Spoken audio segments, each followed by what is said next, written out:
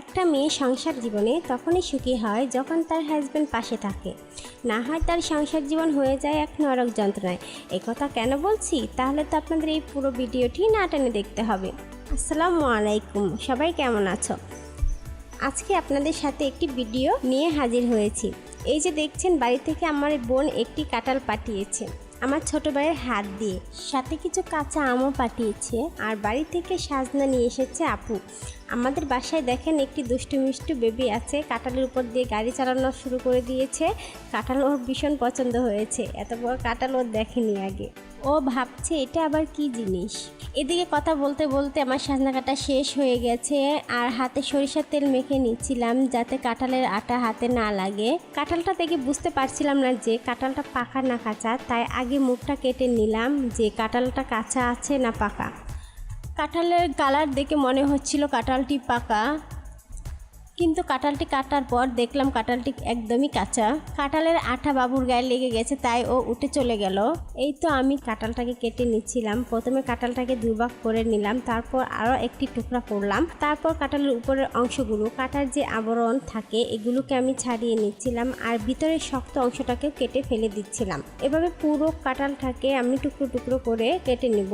তারপর কাঁঠালের অংশগুলোকে কুচি কুচি করে কেটে নিচ্ছিলাম। পুরো কাঁঠালটাকে আমি কুচি করতে চেয়েছিলাম, কিন্তু হুট করে আমার হাতের আঙুলটা কেটে গেল, তাই পুরো কাঁঠালটুকুকে আমি কুচি করতে পারিনি। আমার হাজব্যান্ড আমার আঙুলে একটি কাপড়ের টুকরো দিয়ে পেঁচিয়ে দিয়েছে আঙুলটাকে। তারপর কাঁঠালটাকে বড় বড় টুকরো করে কেটে নিচ্ছিলাম। এখন এটা সিদ্ধ করে ফ্রিজে রেখে দেব। এটা যে কোনো সবজিতে বা চিংড়ি মাছ দিয়ে অথবা গরুর মাংস দিয়ে যে কোনো সময় রান্না করে খাওয়া যাবে। বাকি অংশটুকু কাটা শেষ করার পর আমি কয়েকবার পরিষ্কার করে ধুয়ে নিলাম। তারপর বড় টুকরোগুলোকে সেদ্ধ করে ফ্রিজে রাখার জন্য চুলায় বসিয়ে দিলাম পানি, আর সামান্য পরিমাণে হলুদ দিয়ে দিয়েছি, কারণ কাঁঠালের ভেতর থেকে অনেক কষ ছাড়বে, যাতে কাঁঠালটা দেখতে কালো রঙের না হয়, তাই সামান্য পরিমাণে হলুদ দিয়ে দিয়েছিলাম। আর হলুদ দেওয়ার ফলে কাঁঠালের রঙটা সুন্দর আসবে। আর এদিকে আমার হাজব্যান্ড আমাকে হেল্প করছে, কারণ আমার হাতের আঙুলটা কেটে গিয়েছিল, তাই আমি পেঁয়াজ রসুন কিছুই কাটতে পারতেছিলাম না, হাত জ্বালা পোড়া করছিল, তাই সে আমাকে হেল্প করে দিচ্ছে। শুধু আজকে না, সব সময় সে আমাকে কাজে সাহায্য করে, আর এই সাহায্যটুকু একটি মেয়ের জন্য অনেক কিছু। সে খুবই সুন্দর করে চাকু দিয়ে কুচি করে দিচ্ছিল। আর এদিকে কাঁঠালগুলো সিদ্ধ হয়ে গেল। এখন আমি এগুলোকে নামিয়ে নিব একটি ছাকনাতে, আর ঠান্ডা করে ফ্রিজে রেখে দেব। এই তো এই পাশে আমি এখন পেঁয়াজ মরিচ ভেজে নিচ্ছিলাম, কারণ এতে আমি পাট শাক ভাজি করে নেব। তারপর আমি নেড়ে ছেড়ে এদিকে চলে এলাম। কেটে রাখা সাজনাগুলো দিয়ে ডাল চচ্চড়ি করব, সেজন্য সব কিছু একত্রে করে পেঁয়াজ, কাঁচা মরিচ, হলুদ গুঁড়া, মরিচ গুঁড়া, জিরার গুঁড়া, আর সামান্য পরিমাণের আদা বাটা, রসুন বাটা, পরিমাণ মতো লবণ ও তেল দিয়ে ভালোভাবে মেখে নিব।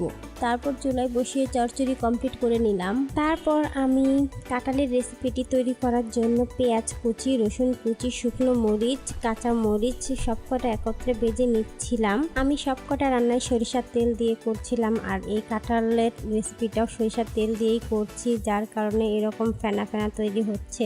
তারপর দিয়ে দিলাম গোটা জিরে, তারপর দিয়ে দিলাম গরম মশলা, দিয়ে হালকা করে ভেজে নেওয়ার পর কাঁচা কাঁঠালগুলোকে কড়াইয়ে ঢেলে দিয়ে একসাথে নাড়াচাড়া করে মিশিয়ে নিলাম ভালো করে। দিয়ে দিলাম লবণ, আদা রসুন বাটা, মরিচের গুঁড়ো, হলুদ গুঁড়ো, ধনিয়া গুঁড়ো। এখন ভালো করে নেড়ে ছেড়ে দিয়ে দিলাম জিরার গুঁড়ো। জিরের গুঁড়ো দিয়ে একটু নেড়ে ছেড়ে ঢাকনা দিয়ে ঢেকে দিলাম, যাতে ভালো করে সিদ্ধ হয়। কিছুক্ষণ পর ঢাকনা খুলে আবার নেড়ে ছেড়ে দিলাম।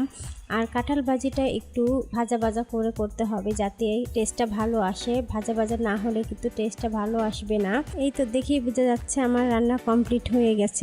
এই তিনটা রান্নাই আমার শেষ, আর এভাবে আমি বক্সে উঠিয়ে নিয়েছি, কারণ এখন অনেক গরম। রাতে খাবার পর আমি এটা ফ্রিজে রেখে দেব, তাই একেবারে বক্সে উঠিয়ে নিয়েছি। আর এই রেসিপিটি কার কার ভালো লাগে প্লিজ কমেন্ট করে জানাবেন। এই ভাজিটি কিন্তু সত্যি খুবই টেস্টি হয়, খেতে খুব ভালো লাগে, আমার তো খুবই পছন্দের। আপনারা কেউ যদি এই কাঁঠালের ভাজি কখনো না খেয়ে থাকেন, প্লিজ একবার হলেও ট্রাই করবেন। সত্যি আপনার ভাতের সাথে অন্য কিছু প্রয়োজন হবে না। পুরো ভিডিওটি দেখার জন্য আপনাদের সবাইকে ধন্যবাদ। আল্লাহ হাফেজ।